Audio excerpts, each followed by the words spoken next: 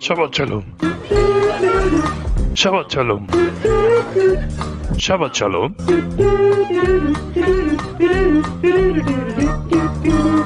Shabbat Shalom. Shabbat Shalom. Shabbat Shalom. Shabbat Shalom. Shabbat Shalom. Shalom.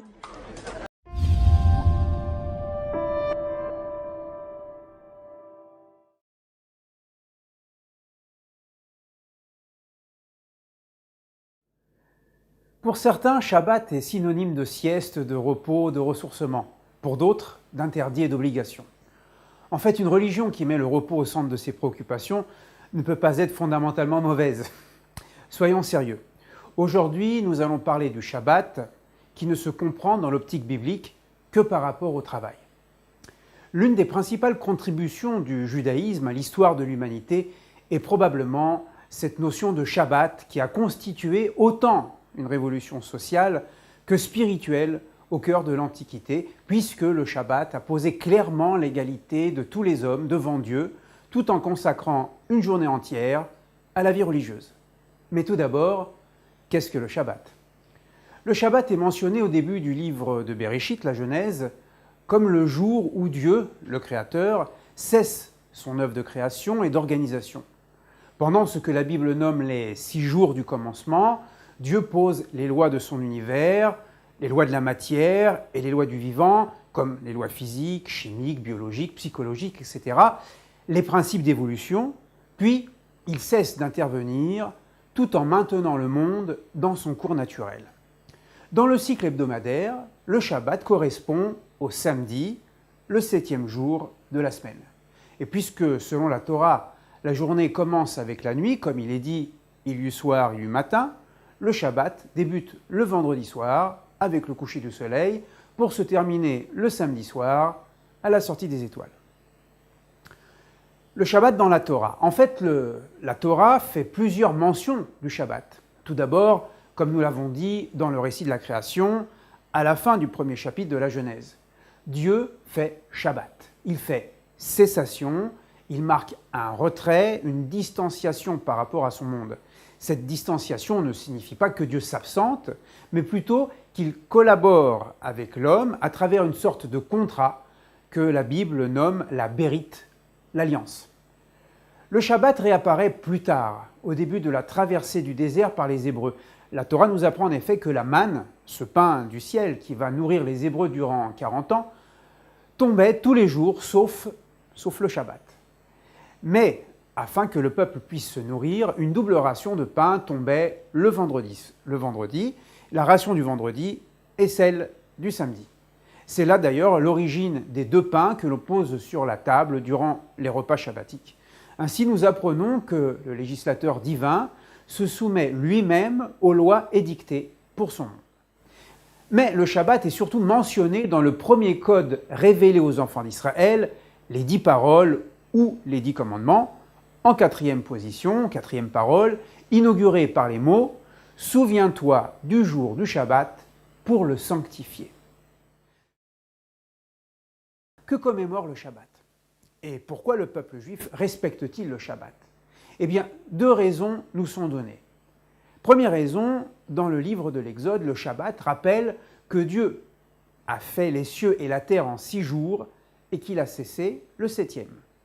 En respectant le Shabbat, l'homme imite en quelque sorte son Créateur, tout en posant cet acte de foi du monothéisme, à savoir que le monde n'est pas le produit du hasard et de la nécessité, mais l'expression de la volonté divine.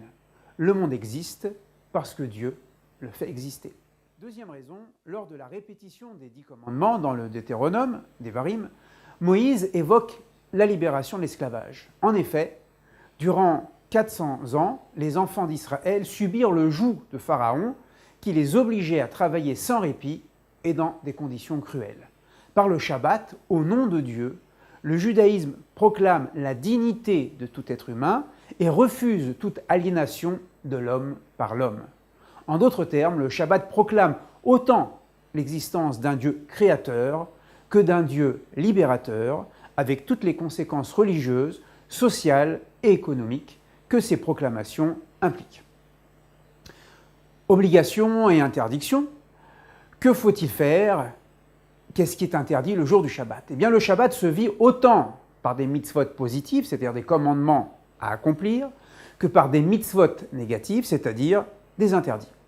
La mitzvah positive qui inaugure le Shabbat est celle qui consiste à réciter le Kiddush, la sanctification du Shabbat à son entrée, plus précisément juste avant de commencer le premier repas, celui du vendredi soir.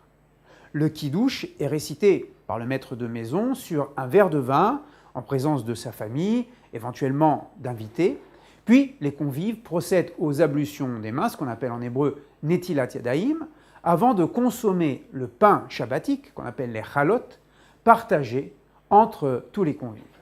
Par ce Kiddush, le repas du Shabbat est élevé au rang de service de Dieu, surtout si durant ce repas, on y inclut des chants de circonstances, ce qu'on appelle les émirot, et qu'on y parle de la Torah. Il est important de mentionner ici que les rabbins ont ajouté une mitzvah particulière qui incombe à la maîtresse de maison. Il s'agit de l'allumage des veilleuses ou des bougies du Shabbat. En effet, au coucher du soleil, qui marque l'entrée du Shabbat, l'épouse va donc allumer 2 flammes, 2 bougies, qui symbolisent entre autres le couple vivant dans la paix et la lumière de la Torah. Mais généralement, le Shabbat est connu par ses interdits, puisqu'il est dit dans le Décalogue, 6 jours tu travailleras, et le 7e jour tu feras Shabbat, tu feras cessation. Quels sont donc les travaux interdits le Shabbat? Dans la Torah elle-même, quelques interdits sont cités, notamment l'interdiction de faire le feu, l'interdiction de semer et de moissonner. Plus tard, le prophète Isaïe demande de distinguer le Shabbat des jours ouvrables par une conduite et même des sujets de conversation différents du quotidien. En fait, c'est la tradition orale, le Talmud, qui fait état de 39 travaux interdits le Shabbat. Alors vous allez me dire, mais d'où viennent ces 39 travaux interdits?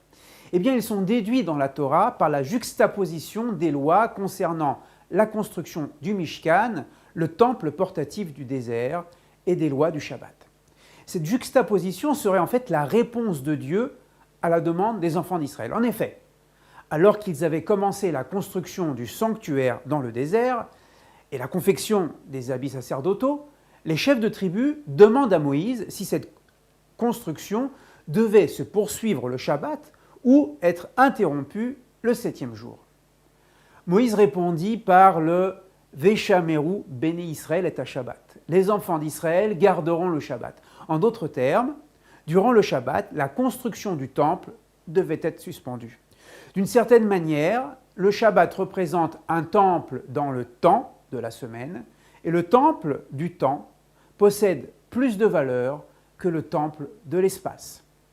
Or, pour réaliser ce sanctuaire, il fallait passer par un certain nombre de travaux, 39 travaux exactement. À défaut de les citer tous, nous pouvons les classer par thème. Tout d'abord, les travaux qui concernent la nourriture, comme par exemple moissonner, tuer des animaux, moudre le grain ou cuire un mets. Ensuite, il y a les travaux qui concernent l'habillement, comme tisser le fil, coudre. Les travaux ensuite qui concernent l'habitation, monter une tente ou donner un dernier coup à une œuvre. Enfin, les travaux, je dirais, de la vie commerciale, comme écrire ou transporter des objets du domaine public au domaine privé et inversement. Alors, un certain nombre de questions se posent aujourd'hui par rapport au Shabbat. Le Shabbat et la modernité. Question revient souvent, par exemple, comment concilier ces interdits ancestraux avec les outils de la vie moderne, comme les appareils électriques, la voiture ou le téléphone portable. En fait, le traité Shabbat, qui définit les travaux interdits, ne se contente pas de décrire le travail, mais il en donne une définition de principe. Prenons l'exemple de l'interdiction de faire du feu.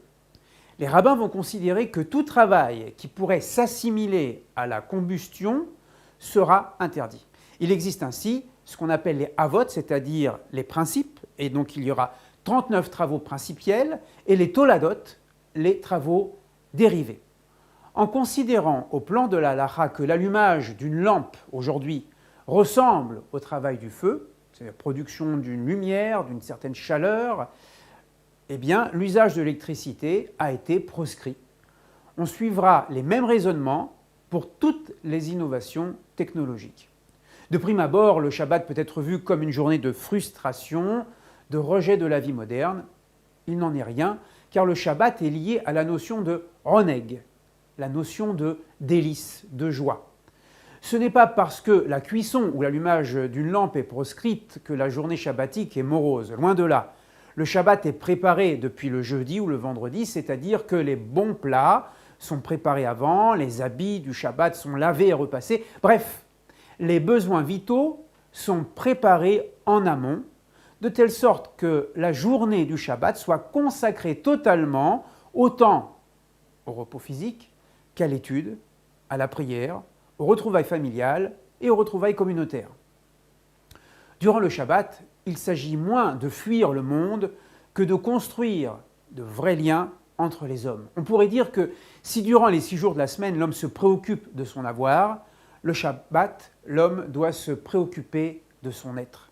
Si durant les 6 jours, les relations humaines peuvent être polluées par la concurrence économique, eh bien, durant le Shabbat, il s'agit de construire des liens fondés sur l'amitié, sur le respect et l'amour du prochain. Alors, est-ce que le Shabbat est un repos? Et que penser de cette traduction Shabbat égale repos attribuée généralement au mot Shabbat? Eh bien, nous dirons que c'est une erreur, autant au plan linguistique qu'au plan théologique. En effet, Shabbat signifie littéralement cessation, comme par exemple après le déluge en Genèse 8, 22, quand Dieu déclare que le jour et la nuit ne cesseront plus, loïsh botu.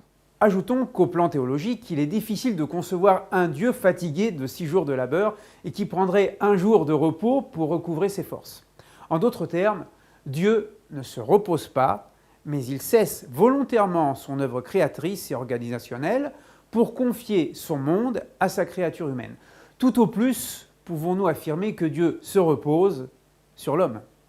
Il n'en reste pas moins vrai que le Shabbat apparaît pour nous, les hommes, comme un jour de repos physique après 6 jours de travail. Shabbat et plaisir. Nous pouvons même affirmer par expérience que malgré les nombreux interdits du Shabbat, cette journée n'est nullement vécue comme une journée de frustration, mais bien comme une journée de délice, donc ce que l'on appelle en hébreu le oneg Shabbat, le délice du Shabbat. Alors que durant la semaine, la famille est souvent éclatée par les impératifs professionnels ou scolaires, que les rapports humains peuvent être marqués par l'esprit de concurrence ou de performance, le jour du Shabbat marque un véritable break. Ici, la famille va se retrouver son unité à travers les relations entre le mari et la femme, entre les parents et les enfants. Et de même, la vie communautaire va remplacer durant 25 heures le monde du métro-boulot-dodo. Les liens entre les fidèles sont renforcés par la prière, par l'étude, voire par les repas communautaires. En un mot, le vécu authentique du Shabbat peut nous faire vivre dans un autre monde que nous aurons même peine à quitter le samedi soir. Shabbat et dérogation. Existe-t-il des dérogations au respect du Shabbat? Cette demande émane souvent d'étudiants ou de professionnels qui sont ce qu'on appelle en hébreu Shomrei Shabbat, c'est-à-dire respectueux du Shabbat. Peut-on passer exceptionnellement un examen le jour du Shabbat? Peut-on répondre positivement à une demande d'embauche si le contrat stipule de travailler aussi le samedi? Eh bien, selon la halacha, la réponse sera négative. Beaucoup de jeunes juifs ou de jeunes adultes ont accepté de recommencer une année universitaire ou ont refusé un emploi parce qu'ils considéraient qu'honorer le Shabbat était l'une des expressions les plus hautes de la sanctification du nom de Dieu, ce qu'on appelle en hébreu le Kiddush Hashem. En assumant pleinement le Shabbat avec ses contraintes, le juif du XXIe siècle aujourd'hui continue de témoigner que le monde a un créateur et que le Shabbat est un jour qui lui est totalement consacré. La seule dérogation aux interdits shabbatiques concerne la santé ou la vie d'une personne, car dans ces cas de figure, l'impératif biblique consiste à transgresser le Shabbat, car le grand principe de la Torah, nous le savons, s'exprime dans l'expression « Vahai ba'em », vous vivrez par les mitzvot, sous-entendu, vous ne mourrez pas par les mitzvot. Enfin, je parle, mais excusez-moi, je dois vous laisser, j'ai mon Shabbat à préparer. Shabbat Shalom. Shabbat Shalom. Shabbat Shalom. Shabbat Shalom.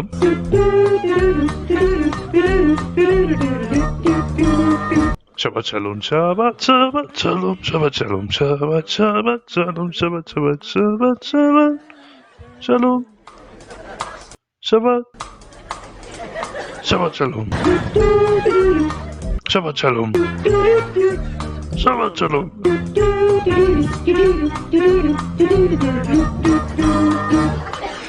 Shabbat Shabbat Shalom. Shabbat Shabbat Shabbat Shalom. Shabbat Shabbat Shabbat Shabbat Shalom. Shabbat Shalom. Shabbat Shalom. Shabbat Shalom.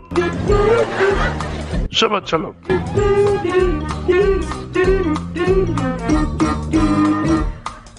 Shabbat Shabbat Shabbat Shabbat Shalom. Shabbat Shabbat Shabbat Shabbat Shalom. Shabbat Shabbat Shalom. Shabbat Shalom.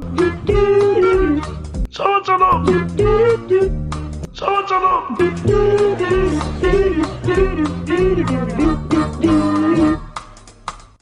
Shabbat Shalom. Shabbat Shabbat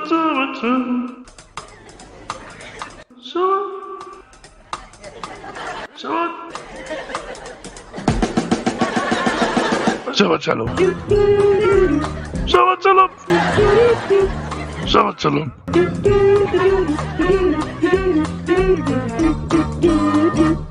Shabbat Shalom. Shabbat Shalom. Shabbat Shalom.